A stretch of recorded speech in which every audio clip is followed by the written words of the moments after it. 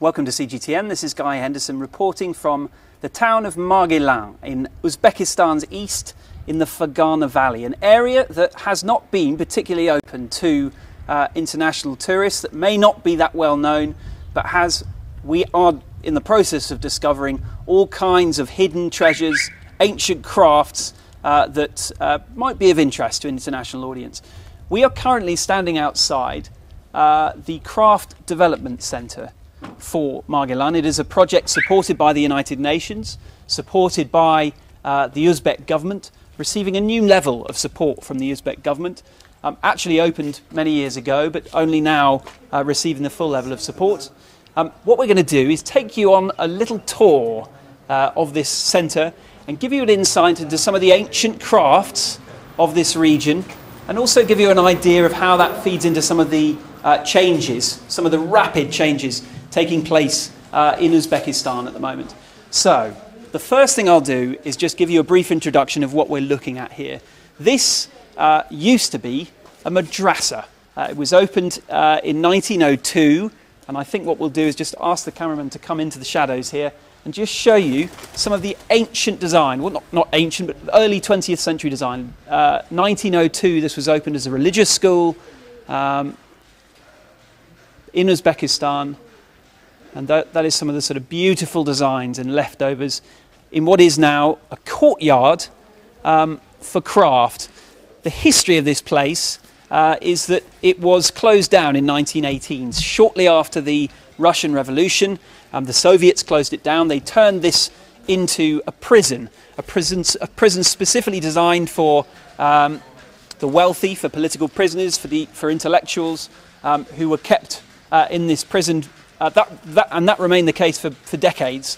It was only at the end of the Cold War, in the early 1990s, that this became a madrasah again. And then in 2007, it was turned into what is now a craft centre.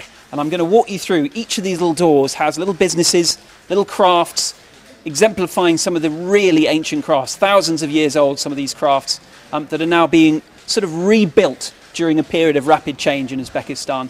There is one little note that I think it would be worth showing you here that just gives you a little bit of context about the changes that are taking place here. You'll see as we walk in on the entrance, it's written in Uzbek, but it is a sign from 2007 reminding people of this country's labour laws. Now, at the time that law was made, this was still an extremely closed country, and there was seen to be a major issue with child and forced labour in Uzbekistan, particularly in the cotton industry. But it was very hard to regulate, very hard to monitor, because in the previous era, the government, the authorities, in an incredibly closed country, closed society, just wouldn't let international monitors in, wouldn't let the International Labour Organisation in. So when this craft centre was open, that was still a major issue, but it was very hard to clamp down on, very hard to keep an eye on. In this new era, there is now, signed in December, a decree signed by the new president to put an absolute stop to child labour, which was thought to have still been going on in parts of Uzbekistan until very recently, literally in the last few months or so. It does appear, initial observations would suggest that that decree put a stop to that. How does that then feed into this textiles industry? Well, labour costs, of course, then go up because that cheap labour is no longer available.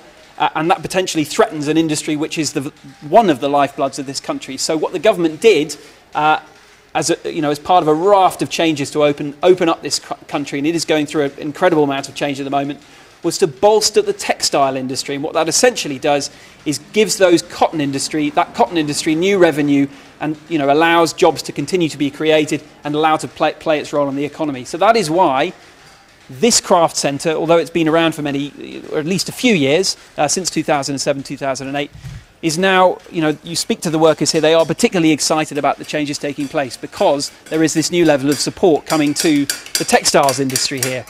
So, case study number one. Let me take you inside, let the lens adjust a little bit, and take a look at this. An ancient craft, 2,000 years old at least. And let me just talk you through what we are looking at here. On the left, the man in the glasses is Abdul Hamid Madalif. He is 56 years old, and he is a master craftsman, a copper master craftsman. He is an expert in engraving and casting of various metals. And you'll see it's not lit at the moment, but he also has his fire in the background there, which is a key part of the production process. So this is really fine ancient crafts. Now, Abdul Hamid, we interviewed him earlier, and you're just looking there at some of the products that he creates in his little workshop, supported by the UNDP, supported by the Uzbek government, and really just incredible craft work going into making these products. Now, he is the 9th generation to have done this same job. His father, he told me, trained him in this same town, in this ancient craft, the 9th generation, which survived an era of clampdown. During the Soviet era, he was telling us, this trade was banned in this region, and so his family found it very, very hard to keep this craft going. They managed it. He managed to pass it on to his son, who you'll see sitting here now with his colleagues, continuing the work. And it is only now that it is really becoming a thriving ancient craft again. Now, what Abdul Hamid was telling me is that he has 6 daughters, and he is now passing on, in the process of passing on to 3 of those daughters, some of these crafts, so that his daughters can, carry it on into a new era, and a new era of support for an industry that certainly in decades past in the 20th century wasn't receiving that same level of support. So I'll just let you have another final look at that, and then when we're ready to move on, we will wander on. So that is Abdul Hamid, who is, as he has it, the best in the country, the very best of Uzbekistan's copper crafting, engraving and casting. Case study number 2. Let me take you in here. Okay, we'll let that lens adjust, give it a bit of time.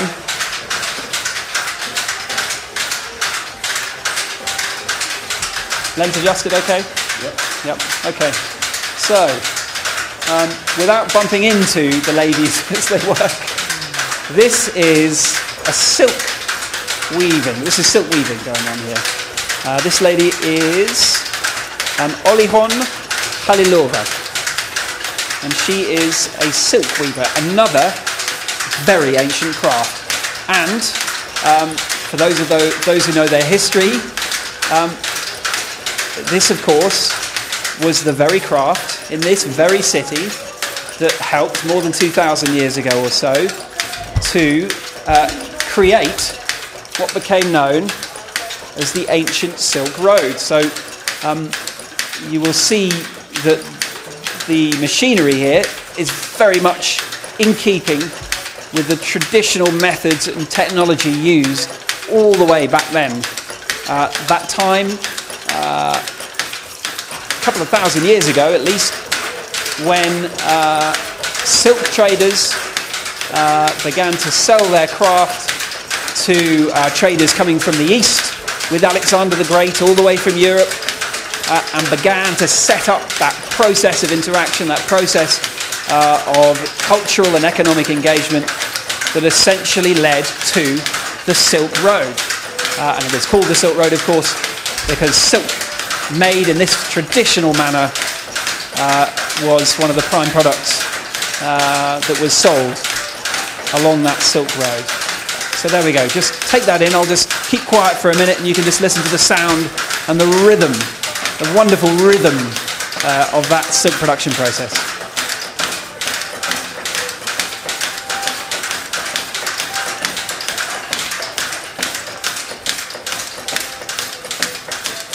Okay, let's take you on. I'm already outside. This way. It's hard work with the camera lens, this. And we'll just be in the sun for a minute and then we're going back into the shade. So it's very hot here, by the way, almost 40 degrees today, so we're walking very slowly. We won't go in this room, but I'll give you just a little look in there. Silk carpet making. So this is the next part of the process, if you like. It's the weaving, firstly, and then the final product, the creation of the final product, and all these doors, every single door. Look, we've got ladies working in here. Maybe we even just pop in there for a sec, because I think they're making a special effort to show us some of their final products. There we go. So, hand-woven silk, beautiful, beautiful product. Now, one of the things I'll mention about these products is that they are getting an increasing amount of access to the international market directly. In the old era, before all of these reforms were taking place to open up this country, my understanding is that there was these small traders would sell their products onto a sort of middleman, a state-run middleman, which would then distribute them internationally.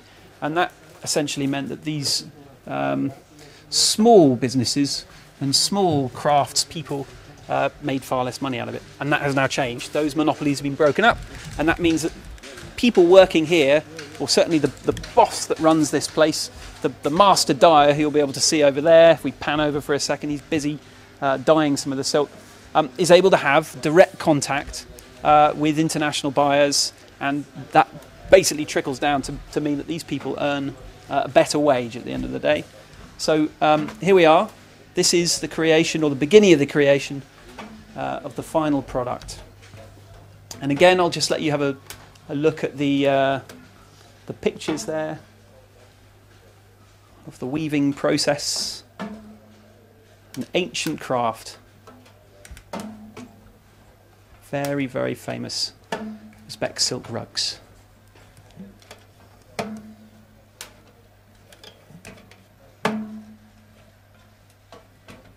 So, looking at now, 18-year-old Sabah Hatun. 18-year-old Sabah Hatun, we interviewed earlier.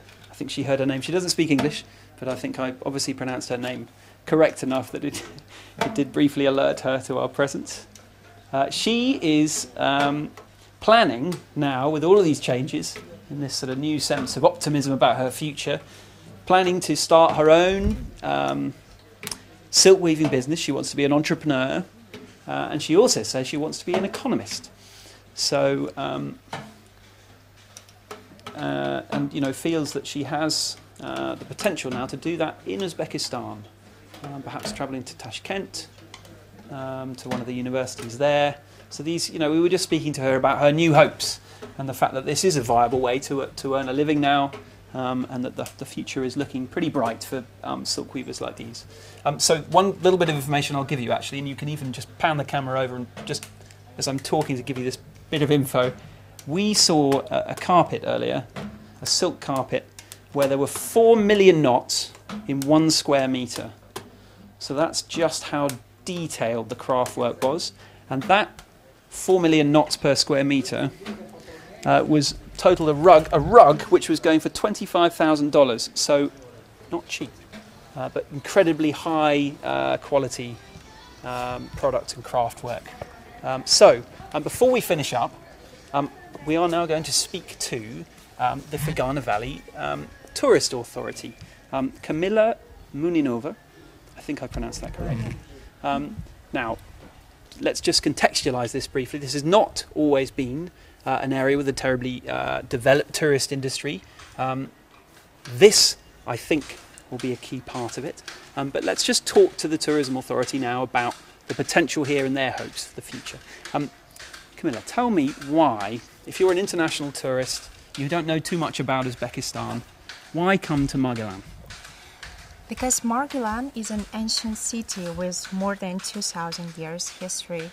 And as for Chinese people, if they are interested in our tourism potential, I would say that exactly popular Jantan diplomat came here in the 2nd century before Christ here, and he discovered exactly in this area heavenly horses that attracted Chinese people, and the great dynasty of that time. As for now, Margilan is the center of handicraft, and practically the whole villages here are busy with silk making, carpet making, which attracts foreigners from all over the world. So how, just quickly, if you're an international tourist, how do you contact this place? How do you arrange to come and see this place? I would if I were a foreigner, I would Google it, and if you Google it, the first city that comes of Fergana region, that's Margilan, because it's worldwide known that Margilan is the silk capital of Uzbekistan. It's very popular because of its unique ikat design. This ikat design was created here more than 2,000 years ago, and is still preserving the traditions of making the silk threads and traditional Uzbek materials and fabric. Final question of the practicalities. Is it easy to get here? Let's talk about flights, let's talk about visas. As talking about visas, we have a very... You can look at your notes. Can I? Mine throughout. Of course, thank you. There are 7 countries for whom the government of Uzbekistan offers visa-free system. Among them, there are South Korea, Turkey, Indonesia, Malaysia, Japan, Singapore, and Israel. And for more than 30 countries, they offer very easy system of getting visa.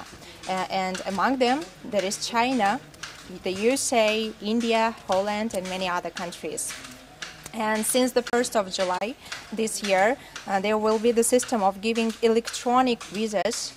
So it means that you don't need to go to the embassy of Uzbekistan. You just can fill it electronically and get your visa and visit Uzbekistan and just feel its heritage and world heritage. And are you seeing the difference? Are there lots of people coming already, or is it just potential? Yes, of course. There has been a great growth in number of tourists coming to Fergana region, especially to Fergana region, because there's everything just handicraft. That is what attracts foreigners, and preserving old traditions. That is what important for them. To feel the real life of Uzbek people, that is amazing for them. And this certainly gives an insight. Okay, thank you very much indeed. Thank you. We're basically going to wrap up now, but I think I'll just leave you with some end pictures of the weaving, and just, I guess, worth explaining as well the history of this region. In the 1990s, this was the home of the Islamic movement of Uzbekistan, the Fergana Valley, and it was, that was an extremist jihadi group. It made this area unsafe. There weren't a lot of tourists coming here. It was not open at all. But it is also the most populous part of Uzbekistan. It is rich in many ways, mineral resources, very rich farmland, and we saw all kinds of signs of commercial farms popping up, all signs of different types of industries as we made our way up the Fergana Valley to this town and to Namangan, which is not too far from here. So a history that has at times been rather troubled, but particularly since the many rapid changes that this new president is bringing in, from child labour issues to making it easier to start small businesses, to fairer wages. There are all these changes taking place, and this is the heart of it. So there we go. Thank you very much. Guy Henderson reporting from Uzbekistan.